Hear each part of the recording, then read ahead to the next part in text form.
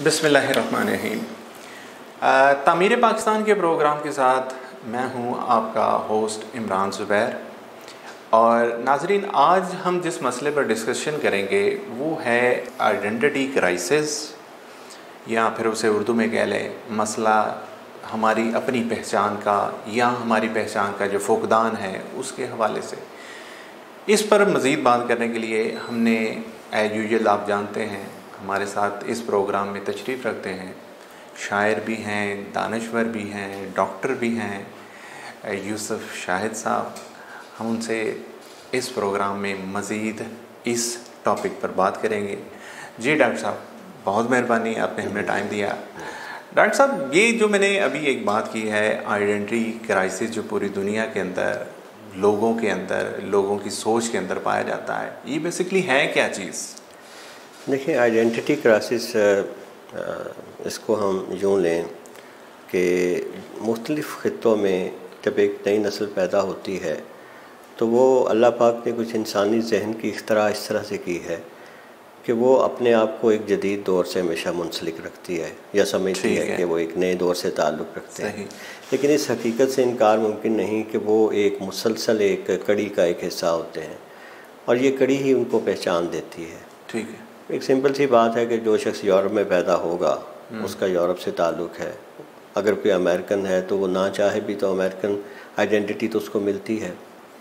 इसी तरह डिफरेंट जगहों पे ये जहाँ ख़ित्ते का ताल्लुक़ जो है इंसान की पहचान के साथ जुड़ जाता है, ये वो पहला ताल्लुक़ है जो उसको मिलता है। दूसरा ताल्लुक़ उसका ख़ानदान का है। ठीक है, कि ख़ानदान तौर पे वो किस ख़ानदान में पैदा हुआ है, और उसके बाद उसकी तालीम, एनवायरनमेंट, ये सारा कुछ उस पर आता है। लेकिन होता यह है कि इन सब चीज़ों से बढ़ के जो असल चीज़ है ना, जिसे आप मैं कहते हैं या जिसे मैं कहता हूँ, जिसे अरबी में अना कहते हैं, अनानियत आ जाती है, और इंग्लिश में आयमनेस कहेंगे, इसका असल ताल्लुक़ इंसान के शऊर से है। सही। आप अपने आप को क्या समझते हैं और किस चीज़ से जोड़ते हैं। ये बिल्कुल मुमकिन है कि आप पैदा पाकिस्तान में हों लेकिन आप अपने ख़यालात के लिहाज से किसी और जुड़े हुए हों, और ये भी मुमकिन है कि आप पैदा यूरोप में हों लेकिन आपका जो ताल्लुक़ है वो हिजाज़ी हो जाए। तो ये सबसे बड़ा जो आपकी आइडेंटिटी जो चीज़ अता करती है वो शऊर है। तो शऊर जो है वो तालीम से और एक उसका अपना एक एनालिसिस ऑब्जर्वेशन से वो नमू पाता है। ठीक है। अच्छा, हमने जैसे आपने फरमाया कि आइडेंटिटी क्राइसिस इस दुनिया का एज जनरल एक बहुत बड़ा मसला रहा है, और बदकिस्मती से अब दुनिया तो शायद इसमें काफ़ी हद तक सेटल हो रही हो, लेकिन हमारा ये क्राइसिस बहुत ज़्यादा बढ़ गया है और हमारे जैसे बहुत सारे ममालिक में भी है। देखें, एक होता है दुनिया में एक ऐसा वक्त था जब आइडियोलॉजी बहुत इम्पॉर्टेंट थी, उसको बहुत डिस्कशन किया जाता था। बल्कि मैं ये समझता हूँ कि ये जो लास्ट सेकेंड वर्ल्ड वार के बाद, ख़ास तौर पे कम्युनिज़म के फ्लॉप के बाद, जो आइडेंटिटी थी वो एक साइड पे रह गई, और जो दुनिया की आइडेंटिटी की बुनियाद जो कैपिटलिज़म ने दी वो पैसा था और वो दुनियावी सक्सेस थी। तो दुनिया की लज्जत और दुनियावी सक्सेस ही असल जो था वो समझ लें फ़िलासफ़ी बन के रह गई, और वो जो एक इंसानी शऊर की तरक्की थी, जो इंसान को सरहदों से हटा के, बाकी सब चीज़ों से हटा के, जिसे कहते हैं ना कि वो अज़मत इंसानी को समझने के लिए एक सफ़र जारी था, वो बड़ी बुरी तरह से मुतासिर हुआ। हमारे यहाँ इसका ज़्यादा मसला ये है कि हमारी कौम एक आप कह लें कि नीस से हस्तोबूद में आई। ठीक है। वजूद पहले था ही नहीं, पाकिस्तान तो नहीं था। हम एक ऐसे ख़ित्ते में थे जहाँ मुख्तलिफ़ कौमें थीं, और जहाँ हमने अपने तारीख़ी अमल से ये पहचाना कि हमारा जो ताल्लुक़ है और हमारी पहचान है वो इस्लाम से जुड़ी है। ठीक हो गया। और जब हमने इस शऊर की में आगाही हासिल हो गई तो हमने इसकी बुनियाद पर एक अलहदा कौम बनाने का फ़ैसला किया। अब जो कौम की डेफिनेशन होती है वो दुनिया में बाज़ का उसको जुग़राफ़ियाई ख़ित्ते के साथ कर लेते हैं, बाज़ का उसको वो ज़ुबान के साथ, बाज़ का नस्ल के साथ करते हैं, और बाद में जो सबसे ज़्यादा एक बड़ा नाम इस्तेमाल होता है वो है नेशनलिज़म। ओके। अच्छा, अब ये बात ये है कि जो वो इल्लामा इक़बाल ने कहा था कि इस दौर में मैं और है, जाम और है, जम और, साकी ने बिना की रविश लुत्फ़ सितम और, मुस्लिम ने भी आबाद किया अपना हरम और आखिर में वो ये कहते हैं कि इन ताज़ा खुदाओं में बड़ा सबसे वतन है, जो पैरहन है इसका वो मज़हब का कफन है। अब वो इस हद तक चले गए। अब इसकी वो वजह ये थी कि जो इस्लाम के यहाँ आइडियालॉजी थी वो हदों को, जोग्राफियाई को नहीं मानती।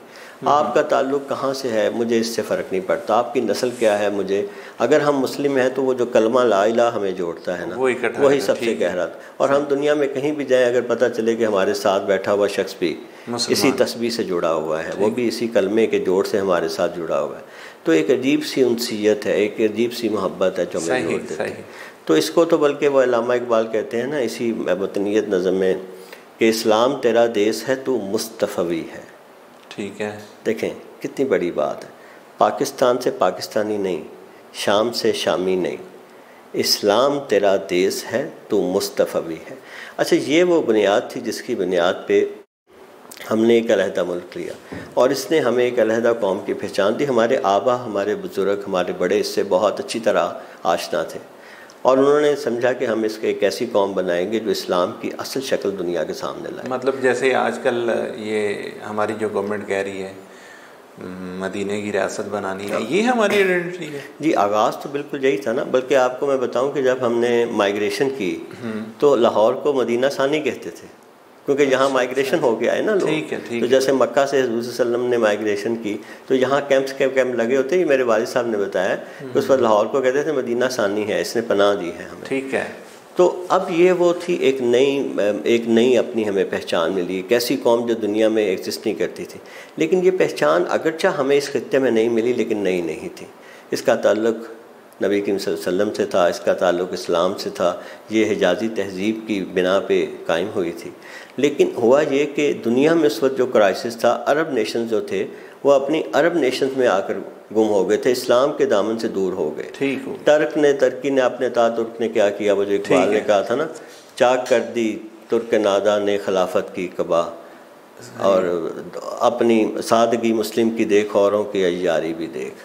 तो ये जो क्राइसिस आ गया, इसको बड़ा डीपली वॉच किया हमारे बुज़ुर्गों में, और मैं इसमें ख़ास तौर पे हमेशा बहुत बड़ा दाई हूँ अल्लामा इकबाल का कि उन्होंने इस कौम के जो बिखरे हुई हालात थी उसको निशात सानिया जो दिया है, उसको दोबारा से इस कौम को जो एक मानवीयत दी है वो अल्लामा इकबाल ने दी है। तो उन्होंने इसको हमें दोबारा, अब ये पहचान थी जो हमारे पाकिस्तान के सफ़र के साथ आगे चलनी चाहिए थी। लेकिन बदकिस्मती ये हुई कि हम जब पाकिस्तान में हमारी जनरेशन आगे बढ़ी तो उनमें से कोई जनरेशन जो तालीमी निसाब था और जो डिफरेंट हमारी आइडियालॉजीज़ थी लोगों के दरमियान, कहीं इसे खत्ते के नाम पे सिंध, पंजाब, बलूचिस्तान, और कहीं एक तो जो अब मैंने कहा ना शऊर सबसे इम्पॉर्टेंट चीज़ है, वो शऊर क्योंकि मगरिब ज़दा हो गया। वो फराज ने बड़ी खूबसूरत बात कही थी ना, ये क्या कि जो भी घटा दश्त से हमारे उठे वो दूर पार समंदर पे जा बरसती है। तो इंसान यहाँ का होता था लेकिन वो अपना ताल्लुक़ मगरिब से जोड़ लेता था। और मैंने ऐसे लोग भी देखे हैं जो जब मगरिब से वापस आते हैं तो वो अपने आप को शायद पाकिस्तानी कहलाने में भी ज़्यादा फ़ख्र महसूस नहीं करते। सही है। तो यहाँ आके वो आइडेंटिटी क्राइसिस बहुत ज़्यादा हमारे यहाँ हो गया। दुनिया में ये कम्युनिज़म के फ्लॉप के बाद नेगेटिव साइड पे गया लेकिन सेटल होता गया, लेकिन हमारे यहाँ ये क्राइसिस जो है बहुत। अच्छा डॉक्टर साहब, ये तो एक बड़ा मसला है, हम मानते हैं इस चीज़ को कि हर इंसान की अपनी एक पैमाइश, एक तरीक़ाकार है, उसको अपने आप को जानना चाहिए, अपनी पहचान रखनी चाहिए। लेकिन इसमें जो डिफरेंस आता है, डिफरेंशिएशन होती है, वो बेसिकली किन बेसिस के ऊपर होती है, वो वजूहात क्या होती है? देखिए, मैं एक बात इसकी मिसाल, एक तो मैं यानी आपके सवाल की आप कह लें कि थोड़ा सा इसको मैं तमहीद के तौर पे छोटी सी बात कह दूँ कि देखें, मैं अक्सर ये कहा करता हूँ कि वक्त जो है ना उसे हमने डिवाइड कर दिया है 3 हिस्सों में, माजी, हाल, मुस्तकबिल। वक्त तो एक ऐसा बहता हुआ दरिया है जिसमें ये तकसीम नहीं है। सही। वक्त में जैसे अल्लामा इकबाल ने कहा था कि universe is an act of God, तो वो तो एक एक्ट है जो चल रहा है। तो हम मुख्तलिफ जब काम करते हैं, हम जब किसी चीज़ के मतलब जानते हैं, मिसाल के तौर पे एक खेल हो रहा है, गेम हो रही है, तो गेम का अंजाम बताता है कि ये एक्ट क्या था। जब तक खेल हो रहा है वो प्रोसेस नहीं है। तो वक्त जो है ना अपने आप में दरअसल एक बहता हुआ एक चीज़ है। अब इसमें क्या होता है कि हमारा जो अपना वजूद है ना इसमें डिवाइड हो जाता है। देखें, मैं ये कहा करता हूँ कि अगर मैं इस बात को भूल जाऊँ, मैं कहीं जा रहा हूँ, मैं सोचा घर से, फ़र्ज़ करें कि मैंने सोचा कि मैं जाके कोई सामान ले आता हूँ, और मैं जब अपने घर से निकल के सड़क पे पहुँचता हूँ तो मेरे जहन से अगर ये निकल जाता है कि मैं घर से क्यों निकला था, तो मैं ये भी भूल जाऊंगा कि मैं यहाँ क्यों खड़ा हूँ और मैंने जाना किधर था। सही। लिहाजा मेरी मंजिल का और उस वक्त जो मेरा हाल है उसका तयन मेरे माजी से था। जैसे ही मुझे याद आएगा कि मैं घर से इसलिए निकलेगा, मुझे ये भी समझ आ जाएगा एक लिंक है, एक चेन है। ठीक है। इसी तरह समझ लें कि अगर हम किसी ट्रेन में जाएं और एक आदमी हमारे साथ बैठा हो और हम उसे कहें भाई आप कौन हो, वो अपना नाम बताए, मैं कहूँ यार तुमने कहाँ से आए हो, कहाँ जाना है, वो पे मुझे नहीं पता, तो मैं कहूँगा तुम यहाँ क्यों बैठे हुए फिर। ठीक है। सीधी सी। अब उसको जब ये सारी चीज़ें याद आ जाएंगी, जैसे ही याद आएगा यार मैं घर से निकला था, मुझे गुजरांवाला जाना था, ठीक है, तो उसके क्लियर हो जाएगा मैं गुजरांवाला क्यों जा रहा हूँ। अब वो गुजरांवाला छोड़ के शेखुपुरा नहीं रुकेगा। सही है। क्योंकि उसका मकसद गुजरांवाला है। सही। तो हमारा जो मकसद है वो हमारे माजी से जुड़ा होता है। सही। और यही वो चीज़ थी जिसे अल्लामा इकबाल ने और हमारे बुज़ुर्गों ने बहुत उसको कहने के गहरी नज़र से इसको देखा कि अपना ताल्लुक़ जो है वो उस तहज़ीब से जोड़ें जो हमारी तहज़ीब है। इसलिए उन्होंने हमारा जो ताल्लुक़ है वो जाके मोहम्मद अरबी सल्लल्लाहु अलैहि वसल्लम से जोड़ा, सहाबा कराम से जोड़ा और इस्लामी तहज़ीब से। अब देखें मैं यहाँ बैठा हूँ लेकिन मुझे मोहम्मद बिन कासिम का हवाला है, मेरी ज़ात वो शऊर वो उससे जुड़ी है। वो देवल की मिट्टी से उसका वो ताल्लुक़ अपना मानने को तैयार नहीं है। इसी तरह मेरा जो रिश्ता होता है वो मैं जब देखता हूँ तो इमाम अबू हनीफा, इमाम मालिक, इमाम शाफ़ी से है। तो मेरा ये जो ताल्लुक़ है यही बताता है कि मैं कौन हूँ। अब जब मैंने पाकिस्तान क्यों लिया था, हमने जैसे ही मेरा माजी में ये पता चलेगा कि हमने पाकिस्तान इसलिए लिया था कि एक ऐसी कौम जो दुनिया के सामने ये बता चुके कि मॉडर्न इस्लाम क्या है और इस दौर में इस्लाम किस तरह अप्लाई किया जा सकता है, और ये जो कहा जा रहा है कि इस्लाम आज एप्लीकेबल नहीं है, ये गलत है। तो एक मॉडर्न अच्छा मुसलमान क्या होगा और वो किस तरह से दुनिया में अपना मकाम पैदा करेगा। ठीक है। जब ये हमारे मकाम क्लियर हो जाएगा तो इस मकसद के साथ हमारी बड़ी गहरी वाबस्तगी, इसके साथ प्यार हो जाएगा। फिर हम अपने पाकिस्तान को जब तरक्की देंगे तो इसलिए देंगे कि हमने उस मकसद को लेके जाना। ठीक है डॉक्टर साहब, ये तो आपने हवाला दिया इन सारी चीज़ों का, लेकिन एक छोटा सा एक कॉमन मैन का जो क्वेश्चन बनता है, अगर हमें अपनी पहचान का नहीं पता तो क्या हो गया? देखिए कॉमन मैन इस तरह जैसे एक बच्चा पैदा हुआ है, ठीक है, उसको आप कोई इल्ज़ाम नहीं दे सकते लेकिन वो बरी ज़िम्मा भी नहीं है। देखें उसे अगर अपनी पहचान का पता नहीं है, मैं फिर वही कहूँगा, वो कैसे डिसाइड करेगा कि दुनिया में हर तरफ वावेला हो रहा है, कहीं कहा जा रहा है कि जनाब हकीकत ये है। मिसाल के तौर पे मैं फ़लस्तीन का इशू लेता हूँ। इज़राइल कहता है जी कि हमारा हैकल यहाँ था 2000 साल पहले, हमने अपना हैकल दोबारा बनाना है, ये ज़मीन हमसे थी। वो कहते हैं जी फ़लस्तीनी अरब मुसलमान तो बाद में आ गए। ठीक है। अरब फ़लस्तीनी कहते हैं कि जी हमारी रूट हम इस इलाके के नेटिव हैं, हम तो हज़रत याकूब के आने से पहले यहाँ बैठे हुए थे, हम बाद में मुसलमान हो गए, ये तो हमारी ज़मीन है। मुसलमान ये दावा करते हैं कि हमारा इससे लिंक बड़ा गहरा है, ईसाई अपने दावे करते हैं। आपको ये इनमें से कौन सी चीज़ दुरुस्त है, इसके लिए या तो आप एक बहुत ब्रॉड व्यू रखें और बड़ी गहरी नज़र तारीख़ और हालात पे रखें कि सही कौन है, और ये दूसरी ये है कि आप अपनी पहचान से आगे हासिल करें। लेकिन जो इजराइली होगा वो ये कहेगा कि यहूदी ठीक कहते हैं हैकल बनना चाहिए, जो फ़लस्तीनी है वो कहता है भाई तुम लोग कहाँ से आ गए, तुम्हारा ताल्लुक़ तो कनान और दूसरे इलाके से था, ठीक है, फ़लस्तीन तो हमारा है, सही, तो तुमने हमसे ज़बरदस्ती ले लिया। अब एक इस्लामी पॉइंट ऑफ व्यू है कि पिछले 2000 साल से ये खित्ता इस्लाम के पास था। सही। तो जब इन सब चीज़ों को देखें तो आपकी वाबस्तगी होना सिर्फ इस एक चीज़ को ये समझना मेरी पहचान यहाँ बड़ी ज़रूरी हो गई। अगर मैं अपनी पहचान से वाकिफ़ नहीं हूँ तो मेरा जो है ना पॉइंट ऑफ व्यू कोई नहीं है, मैं किस तरह से सोचता हूँ उसका मेरा उसको जो कह लें कि मैं खलाओं में आ जाता हूँ। तो डॉक्टर साहब लिबरल जिसे कहा जाता है बेसिकली वो भी तो इसी चीज़ का नाम है, जिसकी अपनी थॉट्स नहीं है, वो न्यूट्रल होकर बात करता है। देखें उसके लिए आइडेंटिटी की ज़रूरत ही क्या है? जी, लिबरल ये है कि लिबरल के लिए ये ज़रूरी है कि वो अपना व्यू ब्रॉड रखे और जहन न्यूट्रल रखे। ठीक है। लेकिन वैसे मैं आपको बताऊं कि आजकल लिबरल दुनिया में कहीं नहीं है, चंद होंगे कोई, ज़्यादातर जो लिबरल हैं वो किसी ना किसी सोच से रिलेटेड हैं। मिसाल के तौर पे पाकिस्तानी जो लिबरल्स हैं ये ज़्यादातर अपने दीन और उसकी नज़रियाती एहसास के ख़िलाफ़ हैं और ये ज़्यादातर वेस्ट से जुड़े हुए हैं। मैं आपको एक बड़े मज़े की बात बताऊं कि जिन दिनों कम्युनिज़म बहुत अरूज पे था तो हम बच्चे होते थे तो बड़े बड़े शख्सियात, उनके मैं नाम नहीं लेना चाहता, वो अपने आप को कम्युनिज़म से जोड़ते हुए बड़ी खुशी महसूस करते थे। लेनिन के हवाले, मार्क्स के हवाले, मार्क्स को, फैज़ अहमद फैज़ की नज़में और ये वो। अचानक क्या हुआ कि रशिया ही उसने सोवियत यूनियन से ला ताल्लुक़ हो गया। अब इन लोगों का ऐसे था जैसे कोई नमाज़ पढ़ रहा और आगे से किबला ही हट जाए। सही। अब क्या करें, तो इन्होंने अपने आप में से मैंने देखा कि बहुत सारे लोगों ने, ऐसे लोग भी थे जिन्होंने इस्लामी खत्ताती शुरू कर दी। अच्छा। और ऐसे लोग भी थे जिन्होंने अपने, अब आप देखें वो फैमिलीज़ जो नाम तो फैज़ अहमद का फैज़ का लेती हैं और कैपिटलिज्म के सबसे बड़े वो ठेकेदार हैं, बड़ी बड़ी गाड़ियों में घूमते हैं। तो क्या कम्युनिज्म ये था? वो जो फैज़ ने कहा था कि नातवानों के नवालों पे चपटते हैं अकाब, बाजू खोले हुए मंडलाते हुए आते हैं, लौट जाती है उधर को अभी नज़र क्या खींचे। तो फैज़ तो बहुत इनकलाबी था, लेकिन हुआ ये कि उसके चाहने वाले बबंगे, दौहल बबंगे कहना चाहिए ना, कि वो एक खुल कर वो इस बात पे कैपिटलिज्म की आड़ भी लेते हैं और उसमें भी आर भी नहीं। तो ये लिबरलिज्म का जो आपने फरमाया ये बिल्कुल ठीक है कि लिबरल होने का मतलब ये है कि मैं हकीकत तक पहुँचने से पहले सारी चीज़ों को एक जायज़ा लेता हूँ। लिबरल ये नहीं है कि वो कहे कि यार मैं सबका साथ दूंगा। देखें ये नहीं हो सकता। मैथमेटिकली अगर 2 और 3 5 होते हैं तो उसका आंसर एक ही है। सही।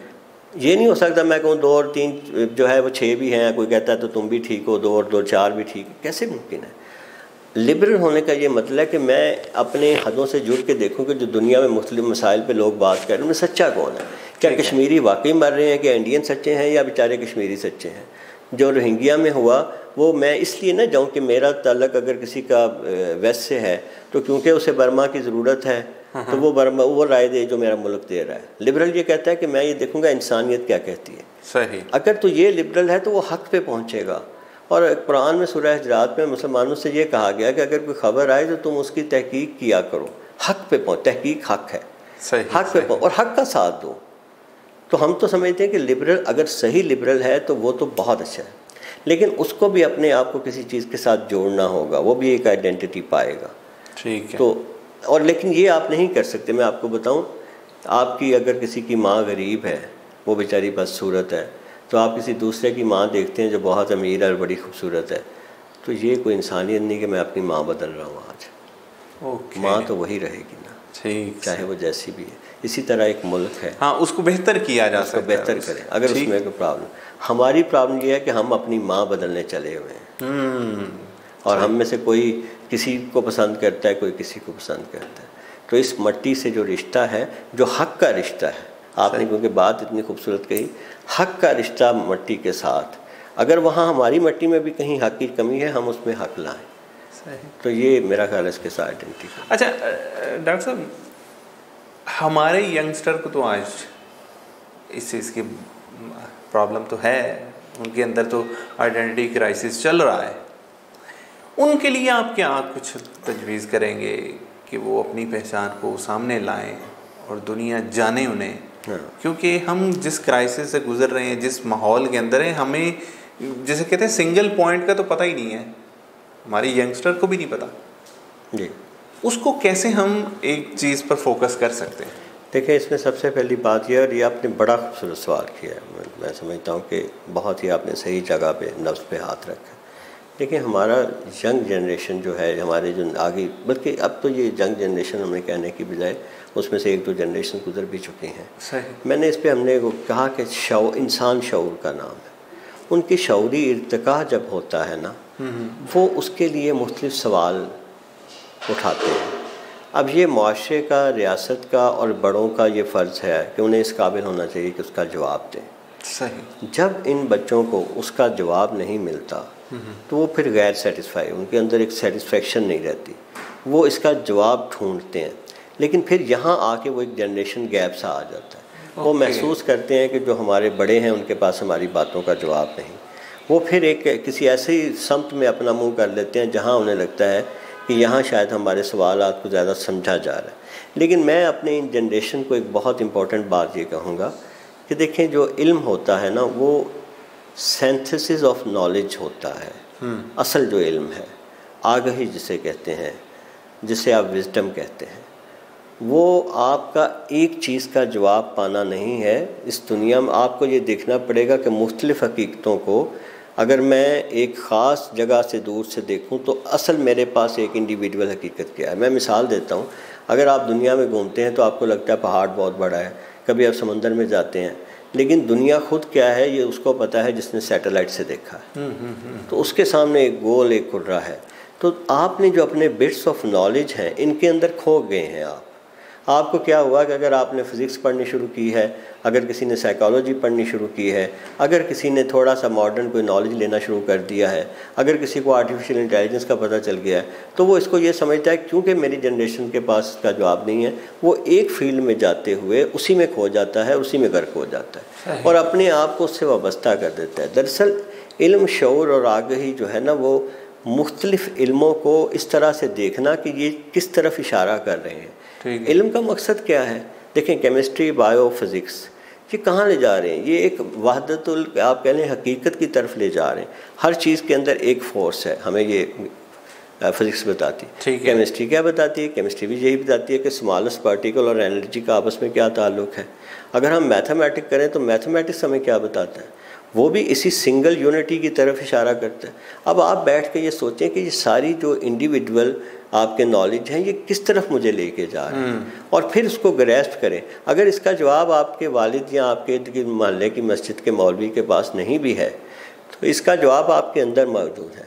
आप किसी चीज़ में खो जाने से पहले आपको लगा ये एक आदमी एक बात ठीक कह रहा है, उसे सुने, लेकिन उसके अंदर भी आप जो है ना ब्लाइंड ना हो जाए कि बस क्योंकि इसने एक बार ठीक कही है तो अब ये जो भी कह रहा है ठीक है। आप अपने इस प्रोसेस को जारी रखें और कोशिश करें कि हमने जो ताल्लुक़ अपना पहचान से छोड़ दिया है। मैं कभी प्रोग्राम होगा तो मैं बताऊंगा कि मॉडर्न जितनी साइंटिफिक थ्योरी हैं, इनमें से 90% थ्योरीज़ को नाम बदल के हमारे बड़े मुसलमानों ने पेश कर चुके हैं। मिसाल के तौर पे एनर्जी थ्योरी, ठीक है। अब आप समझते हैं, आपको पता है पार्टिकल एनर्जी डुअलिज्म जो इलेक्ट्रॉन और फोटोन के मतलब कहा जाता है, जी जी, ये थ्योरी पहले पेश की जा चुकी है। आजकल जो काकू जो बहुत सारी हमें थ्योरीज दे रहे हैं, स्ट्रिंग थ्योरी और डिफरेंट, इनकी कोई ना कोई वर्जन जो है वो हमारे लोग दे चुके हैं। अच्छा, कैसे दे चुके हैं? क्योंकि हकीकत का सफ़र, हमारे लोग मतलब मुसलमान, आपको मैं कभी इसमें हमें वक्त मिला तो मैं बताऊंगा कि हम कितने हैरत अंगेज़ रह जाते हैं। हम ऐसे किसी अपने आप को मैं चीज़ से वाबस्ता नहीं कर रहा, जैसे वो मोदी साहब ने कह दिया था कि जी जहाज़ तो हमारे वो कहानियों में पहले से उड़न खटोला मौजूद था। वो उस तरह की बात नहीं कर रहा, मैं वो सॉलिड बात कर रहा हूँ। और जिसके मतलब लोगों ने कहा था कि अगर सकूत बगदाद ना होता तो 1 या 2 जनरेशन के बाद न्यूटन तो मुसलमानों में पैदा होना था। सही। तो इसके लिए मैं अपनी जनरेशन से कहूँगा कि प्लीज़ अपने आप को उस रियलिटी से जोड़ें, और जहाँ आप इतनी तफ्तीश इन चीज़ों पे करते हैं, वहाँ ज़रा बाकी चीज़ों पर भी आँख खोल कर देखें और अपने सफ़र को जारी रखें, महदूद ना रखें। इंशाल्लाह आप लोग हैं जिनसे शायद वो एक जनरेशन मुसलमानों की वो पैदा होनी है जिसके मतलब हमारे बुज़ुर्ग और हमारे आबा बहुत ज़्यादा उम्मीदें लेके बैठे हुए। अच्छा, इस पर ना मैं ख़ास तौर पे ये कहना चाहता हूँ कि हम अपने पर्सपेक्टिव को ना बाज़ औक़ात हकीकत बना लेते हैं। हम जो कॉन्सेप्ट अपने जहन में लेके चल रहे होते हैं, हकीकत जो है हो सकता है उनके बिल्कुल अलहदा पड़ी हो। तो इसमें मुझे एक अलामा की बड़ी खूबसूरत रबाई है, अगरचे वो बड़ी मल्टी डायमेंशनल है, तसव्वुफ़ को भी कवर करती है। मैं वो यहाँ ज़िक्र करना चाहता हूँ कि तराशीदम सनम बरसूरत ख़ीश, कि मैंने जो बुत बनाए हैं वो मैंने उसी शक्ल पे बनाए हैं जो मेरी शक्ल है। मैं उसका नाक बनाता हूँ, उसकी आँख बनाता हूँ। बशक्ल खुद खुदा रा नक्श बस्तम, और मैंने अपनी ही शक्ल पे खुदा को घड़ लिया है। हाँ, जब मैं खुदा का तस्वर लाता हूँ तो वो भी एक इंडिविजुअल, एक मेरा अस खुद बरूँ रफ्तम महालस्त। असल में मुसीबत ये है कि ये मैं अपने आप से निकलना मेरा बड़ा मुश्किल है। ये जो मैं जो सोचों ने कैद कर दिया है ना, और बाहर रंगे के हस्तम खुद परस्तम, असल में मैं ना बुतों को पूज रहा हूँ ना खुदा को पूज रहा हूँ, मैं तो खुद को। तो ये जो पूजा का सफ़र है ना, इसको आगे बढ़ाएं तो इंशाअल्लाह अपनी जनरेशन के लिए कि हमारे लिए मंजिल फिर ज़्यादा दूर नहीं है। नाज़रीन, इंसान को अपनी पहचान का पता होना ये तो लाज़िम है, ये भी हकीकत है कि वो किस से ताल्लुक़ रखता है, कहाँ से वो आया है, इसके बारे में जानना भी चाहता है। लेकिन वक्त की किल्लत की वजह से हम इस मौजू को मज़ीद आगे बढ़ा नहीं सकते। नाज़रीन, इजाज़त दीजिएगा। अल्लाह हाफ़िज़।